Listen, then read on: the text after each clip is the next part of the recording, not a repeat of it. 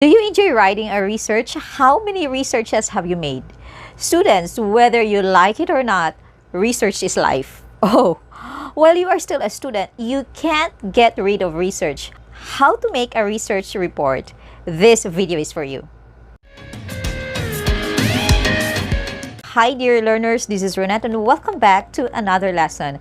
After making a book review and literature review, we will now discuss on how to make a research report. A lot of students get stressed with research. In college or university, we call it thesis. For doctoral, we call it dissertation. Whether it is just a simple research, thesis or dissertation, you need to make a research report.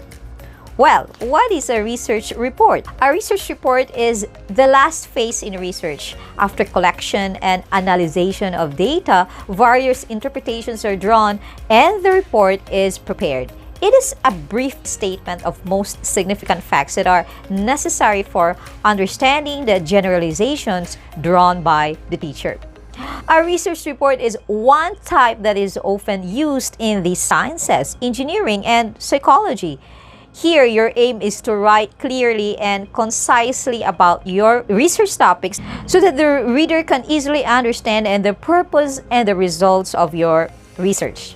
A research report is typically made up of three main divisions. They are the preliminary, body, and supplementary. Each of the sections contains a different kind of content. In the preliminary material, you will write the title of report, table of contents, abstract, or synopsis. In the body of the report, you will see the introduction. Other research format, they call it background of the study, or the rationale is included. Then the literature review, methodology, results, discussion, and conclusion. And the supplementary material includes the references or bibliography where you need to use the right format, whether it is APA or MLA. And of course, the appendices.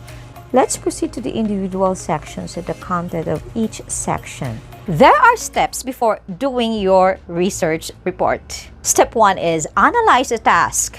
You must first analyze what is expected of you. You may find the following questions when analyzing the task, like what is the purpose of the report? Who is the audience for the report?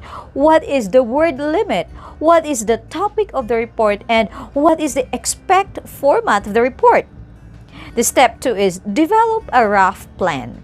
Develop the section headings which you have seen earlier to assist with your rough plan. Write a thesis statement that clarifies the overall purpose of your report. You jot down anything you already know about the topic in the relevant sections.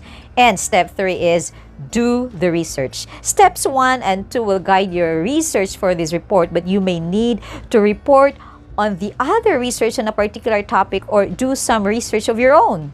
You need to manage your time. Research takes time, as the research phase of your work will usually take the most time in any step in producing your report. The fourth one is draft body of your report.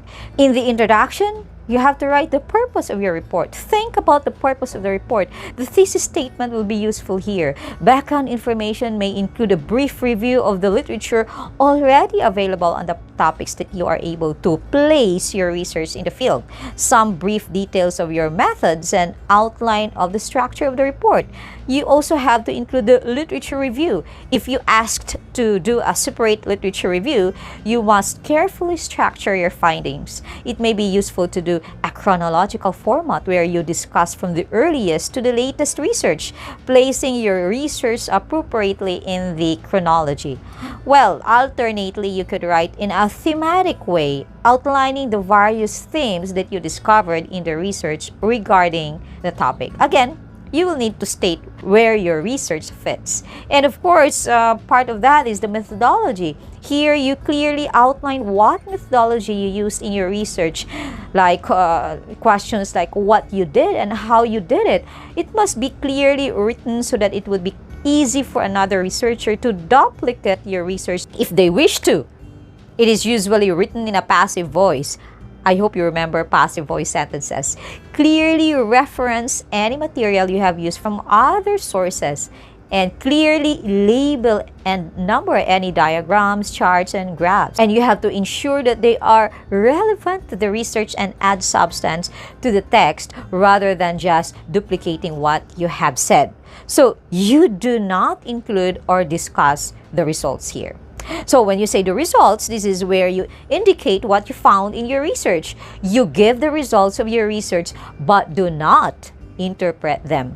And of course, in the discussion, this is where you discuss the relevance of your results and how your findings fit with other research in the area. It will relate back to your literature review and your introductory thesis statement. And of course, the conclusion, this is the summary of the most significant results or findings, and you should not include any new material in this section. Sometimes you could indicate some areas where your research has limits or where further research would be useful.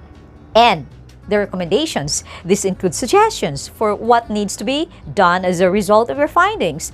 Recommendations are usually listed in order of priority. And step 5 is draft the supplementary material. And this is where the references or bibliography are needed. And this includes all references used in your report or referred for your background information. And this must be done using the reference convention specified by your teacher, or sometimes a school has its own formatting. So in the bibliography, you have to follow a format, could be APA format or whatever format that your teacher told you to do it. And the appendices, this should add extra information to the report. If you include appendices, they must be referred to in the body of the report and must have a clear purpose for being included. Each appendix must be named and numbered. And the step 6 is draft the preliminary material, title report. Make sure that this is clear and be sure that you indicate exactly what you are researching. The table of contents. List all sections and subheadings, graphs or tables and appendices, and give page numbers for each. And the abstract or synopsis. This gives a very brief overview of the report in a condensed form. For specific details on how to write this, please refer to the Learning Guide Writing Plan abstract. Step 7 is polish your report. The final step is checking your report to ensure you have followed all the guidelines mentioned by your teacher. Well, do you think it is easy? I know it's quite challenging. In Depth Ed Commons, you can see a sample there. But if you want more research report samples, just click the link below. Please don't forget to like, share, and subscribe. Happy learning, everyone. See you